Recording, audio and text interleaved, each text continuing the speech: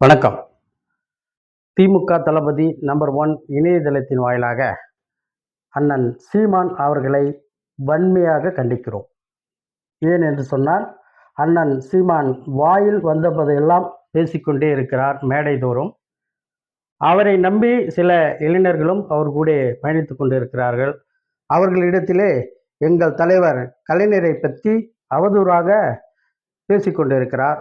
அவர்களுடைய இளைஞர்களுக்கும் நன்றாக தெரியும், இன்றைக்கு சீமான் மேடை ஏறி பேசுகிறார் என்றால் அதற்கு முழு காரணம் எங்களுடைய தலைவர் கலைஞர் என்பதனை அவர் ஒருபோதும் மறந்திருக்கக்கூடாது.